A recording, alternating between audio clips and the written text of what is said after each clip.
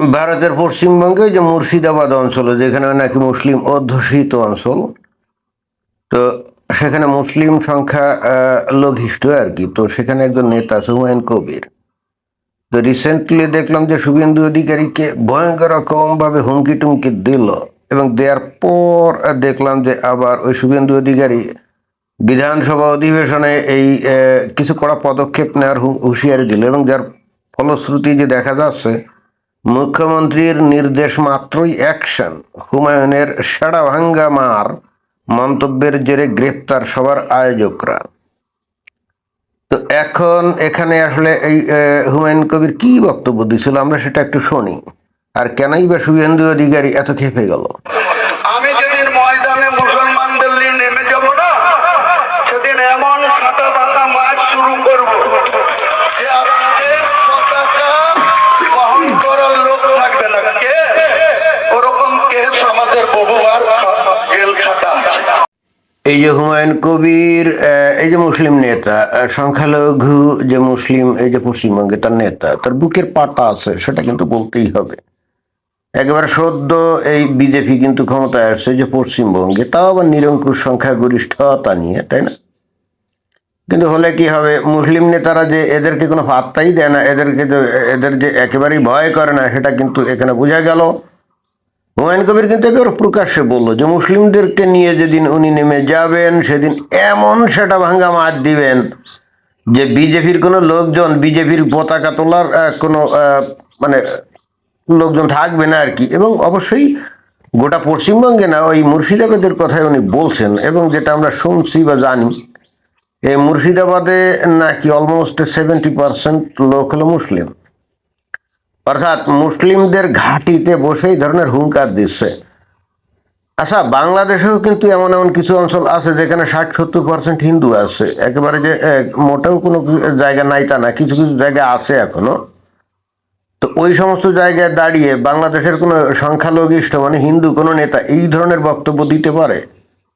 এই ধরনের বক্তব্য দিতে পারে যে 2 দিন আগে চৈতালি রায় না কি জানি একজন, ওই যে উকিল, সুপ্রিম কোর্ট না হাইকোর্টের উকিল কি জানি একটু বলছে না যে ওই ঠাকুরগাঁও না কোন জায়গায় ওই রামের মন্দির বা রামের মূর্তি তৈরি করছে, তো তৌহিদি জনতা তো মোটামুটি খেপে গেছে, তারা এখন এটাকে বন্ধ করতে হবে, সরকারকে আলটিমেটাম দিয়েছে, তাই না? তো তখন এই চৈতালি রায় না কি জানি, চৈতালি কি মুখার্জি কি জানি, তো সেই কিন্তু দেখলাম যে কিছু কথাবার্তা বলছে, কিন্তু ওই রকম উত্তেজিত কথা বলে নাই, খালি বলছে যে আমরা এখানে যাই করি না কেন, বাংলাদেশ একটা গণতান্ত্রিক এবং গণতান্ত্রিক এবং ধর্মনিরপেক্ষ দেশ, এখনো সংবিধানে সেটাই লেখা আছে, এটা এখনো ইসলামিক দেশ হয়ে যায় না। সুতরাং আমরা মন্দির নির্মাণ করলাম না কি মূর্তি নির্মাণ করলাম, এটার জবাব তো আমরা কাউকে দেব না। কথাটা রাইট। বাংলাদেশ যদি ইসলামিক রাষ্ট্র হয়ে যেত তখন হয়তো এইগুলো হিন্দুরা কিছু করতে পারতো না।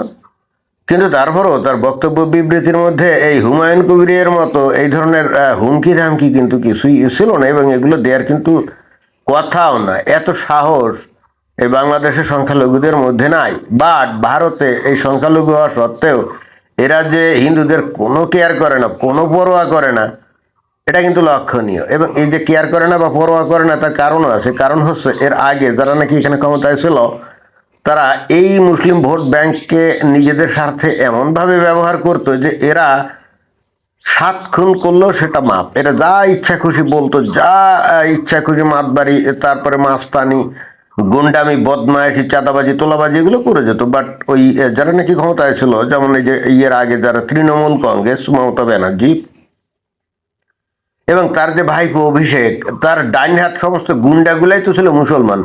তার কিন্তু যত গুন্ডার নাম আপনারা শুনবেন, ওই যে কি জাহাঙ্গীর খান, শাহজাহান খান, শওকত মোল্লা, দেখবেন যে এখানে হিন্দু নাই।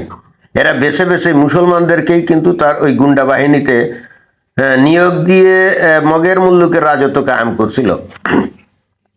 তো এখন মুসলমানরা যদি এ ধরনের সুযোগ পায়, তারা তো এগুলো করবেই, তাই না? শাসক গোষ্ঠী যদি তাদেরকে নিয়ে এরকম ব্যবহার করে, তো তারা ক্ষমতার চর্চা করবে না। আর ক্ষমতার চর্চাই তো না, তাতে তো আয় উপার্জনও তো হয়। তো কিন্তু বাংলাদেশে হিন্দুদেরকে কিন্তু কখনো মুসলমানরা ঠিক ওই রকম আস্কারা দেয় না, যেটা নাকি ভারতে এই হিন্দুরা দেয়, এবং তারই ফলাফল কিন্তু এই যে হুমায়ুন কবির এই ধরনের আস্ফলন পূর্ণ উস্কানিমূলক কথাবার্তা কি কারণে বলছে বলেন? এই কারণে বলছে কারণ অতীতে মমতা ব্যানার্জির সময়ও প্রচুর এই ধরনের কথা বলতো। তখন কিন্তু মমতা ব্যানার্জি কিছুই বলতো না, কারণ কিছু বললে যদি মুসলমানরা আহ, তাকে ভোট না দেয়। কিন্তু শুভেন্দু অধিকারীর ক্ষেত্রে ঘটনা তো উল্টো। শুভেন্দু অধিকারী তো মুসলমান ভোটারদের ভোটে ক্ষমতা আসেনি, তার তো এই হুমায়ুন কবিরকে খাতির করে চলার কোনো সুযোগ নেই। অর্থাৎ সে উত্তেজনাপূর্ণ কথা বলবে আর শুভেন্দু অধিকারী বসে বসে ওই হাত চুলকাবে, এটা তো হবে না। কারণ মুসলমানদের ভোটে তো সে নির্বাচিত হয় না, এবং মুসলমানদের ভোটটা দরকারও নাই, বলেও দিয়েছে, তাই না? ফলে হচ্ছে কি, বিধানসভায় শুভেন্দু অধিকারী কিন্তু হুমকি টুমকি দিয়ে বলছে, আগে ওই অনুষ্ঠানের যারা আয়োজক ছিল তাদেরকে ধরবো এবং তারপরে তোমাকে ধরবো, এবং এটাই হবে তোমার সর্বশেষ বক্তব্য। তো সেই অনুযায়ী দেখা যাচ্ছে যে পুলিশ অলরেডি অ্যাকশনে চলে গেছে। যে অনুষ্ঠানে এই যে হুমায়ুন কবির বক্তব্য দিছিল, সেই অনুষ্ঠানের আয়োজকদের প্রথমে ধরছে। তো এইটা নিয়ে যেখানে খবর আছে সেখানে নিচে দেখলাম অনেকে মন্তব্য করছে যে বক্তব্য দিল হুমায়ুন কবির, তাকে না ধরে যারা নাকি আয়োজন করলো তাদেরকে কেন ধরলো? যারা নাকি তাকে আমন্ত্রণ জানিয়েছিল তারা তো আর জানতো না যে হুমায়ুন কবির ওখানে কি কথা বলবে। এই ধরনের বক্তব্য বিবৃতি দিচ্ছে। এর পিছনে আবার যুক্তি হলো যে যাই হোক তাই হোক, হুমায়ুন কবির তো একজন এমএলএ, অর্থাৎ একজন বিধায়ক, তাই না? বিধানসভার বিধায়ক। তাকে তো আপনি যেন তেনভাবে একটা ক্রিমিনাল কেসের আসামি করে তো আপনি ইয়ে করতে পারেন না, গ্রেপ্তার করতে পারেন না। যাই হোক, আইন প্রণেতা না, মানে চাইলেই তো আর তাকে গ্রেপ্তার করা যায় না। যেমন এই যে অভিষেক ব্যানার্জি, সে কিন্তু লোকসভার সদস্য, তাই না? তার বিরুদ্ধে বহু অভিযোগ আছে, কিন্তু তারপরেও তো তাকে ধরে নিয়ে হাজতে ঢুকানো যাচ্ছে না, তাকে ডিম থেরাপি দেওয়া যাচ্ছে না। তো হুমায়ুন কবিরও তো আসলে অনেকটা সেরকমই, তাই না? চাইলেই তো আর তাকে ধরা যায় না, তাকে ধরতে গেলে অনেক আটগাট বেঁধে তারপরে ধরতে হবে। তো তাহলে কি করতে হবে? যেমন একটা উদাহরণ আছে যে বড় গাছ যখন কাটা হয় আমরা দেখি যে আগে ডালপালাগুলো কেটে পরিষ্কার করে তারপরে কিন্তু এই গাছ কাটা হয়, এটা আমরা দেখছি। তো এখানেও ওই যারা আয়োজক ছিল এরা তো ছিল এই হুমায়ুন কবিরের সেলাসা মুন্ডার ডান হাত, এবং তাদের ভরসায় তো হুমায়ুন কবির এই লম্বা লম্বা উস্কানিমূলক কথা বলছে, তাই না? তো এই জন্য ডালপালাগুলো আগে সেটে দেওয়ার সিদ্ধান্ত নিয়েছে শুভেন্দু অধিকারীর সরকার, এবং তাহলে অতঃপর আস্তে আস্তে হুমায়ুন কবির এমনিতেই নিস্তেজ হয়ে যাবে। এবং গেছেও দেখলাম ওই ঘটনার পর যখন শুভেন্দু অধিকারী হুঙ্কার দিয়েছে বিধানসভায়, অতঃপর সাংবাদিকরা কিন্তু হুমায়ুন কবিরের কাছে গেছিল, গিয়ে যখন তাকে জিজ্ঞেস করে যে আপনি যে কথাবার্তাগুলো বললেন এই শুভেন্দু অধিকারীর বিরুদ্ধে, এখন আপনার বক্তব্য কি? শুভেন্দু অধিকারী তো আপনাকে ডেকে নেওয়ার একটা হুমকি দিয়েছে। তখন দেখলাম যে হুমায়ুন কবির বলছে যে আমি তো শুভেন্দু অধিকারীকে নিয়ে কিছু বলিনি, আমি বলছি নতুন যারা বিজেপিতে ঢুকছে, মানে নবাগত বিজেপি যারা নাকি অতি উৎসাহী, এতদিন ওই তৃণমূলের হয়ে গুন্ডামি করতো, তারাই যারা ঢুকছে আমি তো তাদের বিরুদ্ধে বলছি।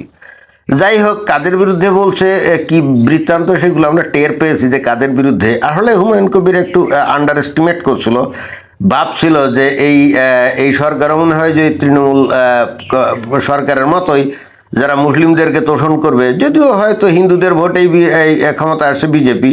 কিন্তু হুমায়ুন কবির মনে করছিল যে এরপর ওই যে মুসলিমদেরকে দলে রাখার জন্য কিছু তোষণমূলক কর্মকাণ্ড হয়তো বিজেপি করবে।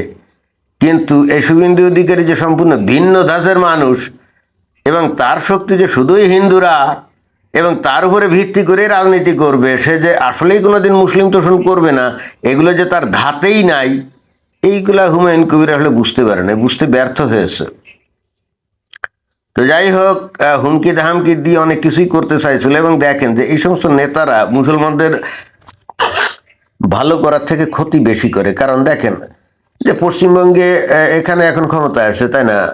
তো ক্ষমতা আসলে কি এখানে সরকারের সুযোগ সুবিধা কোনোটাই তো মুসলমানরা কম পাচ্ছে না, সবার সাথে সবাই যা পাচ্ছে তাই পাচ্ছে, তাই না? অর্থাৎ নাগরিক হিসেবে যা পাওয়ার কথা সেটাই, মুসলমান হিসেবে কম পাচ্ছে বা বেশি পাচ্ছে বিষয়টা হলে সেরকম না, বা হিন্দুরা যে বেশি পাচ্ছে তা তো না। নাগরিক হিসেবে যে সমস্ত সুযোগ সুবিধা পাওয়া দরকার সবই তারা পাবে। তাহলে এখানে হুমায়ুন কবির স্পেশালি মুসলমানদেরকে নিয়ে এমন মাছ দিবে বিজেপিকে, অর্থাৎ হিন্দুদেরকে, এই সমস্ত কথাবার্তা বলা মানে মুসলমানদের ক্ষতি করা না। তাহলে খেয়াল করে দেখেন যে এখনো ভারতের ওই পশ্চিমবঙ্গের যে হিন্দুরা মুসলমানদেরকে হয়তো এখনো ওই খারাপ দৃষ্টি দিয়ে দেখে না, নিরপেক্ষভাবে দেখে। তো তারাও তো এই হুমায়ুন কবিরের এই সমস্ত উত্তেজনাপূর্ণ বক্তব্য শোনার পরে তারাও তো ক্যাববে কি ক্যাববে না। এবং এই টোটাল বিষয়টা একদিন কোনো না কোনো দিন হয়তো বা এমনও তো হতে পারে যে একেবারে ওই সাম্প্রদায়িক দাঙ্গার রূপ নিতে পারে, কি পারে না? মানে একটা নির্দিষ্ট গোষ্ঠীকে নিয়ে মার দেবে, তাও সংখ্যালঘু সংখ্যাগরিষ্ঠদেরকে মার দিবে। চিন্তা করে দেখছেন, একবার কল্পনা করেন না যে বাংলাদেশের কোনো নেতা, মানে এই হিন্দু নেতা যদি মুসলমানদেরকে উল্লেখ করে যদি বলতো যে আমরা হিন্দুরা মুসলমানদেরকে বাংলাদেশে মার দেব, তাহলে বাংলাদেশের হিন্দুদের গোটা বাংলাদেশের হিন্দুদের উপরে কি ভয়ঙ্কর গজব নেমে আসছে একটু কল্পনা করেন না। হিন্দুরা নিজেদের বাঁচানোর জন্য কত গুটিসুটি হয়ে থাকে, তাই না? কত সতর্ক সন্তর্পণে চলাচল করে, তারপরেও তো তারা রেহাই পায় না। তারপরেও তো তারা বিভিন্ন অকেশনে মানে মুসলমানরা অজুহাত তৈরি করে তাদের উপরে ঝাঁপিয়ে পড়ে, তাই না? তো যাই হোক, এখন এই হুমায়ুন কবিরের কি হবে কে জানে, দেখা যাক সে গ্রেপ্তার হয় কিনা। তবে সে যা কথাবার্তা বলছে সেগুলো গ্রেপ্তার হওয়ার যোগ্য অপরাধই সে করছে। এখন বিধানসভার সদস্য বলে সে পার পাবে কিনা সেটা দেখার অপেক্ষা। তবে যদি এখন থেকে মুখ সামলে কথা বলে, হয়তোবা তার উপরে আর কোনো অ্যাকশন নাও হতে পারে। তো আমাদেরকে দেখতে হবে। ধন্যবাদ।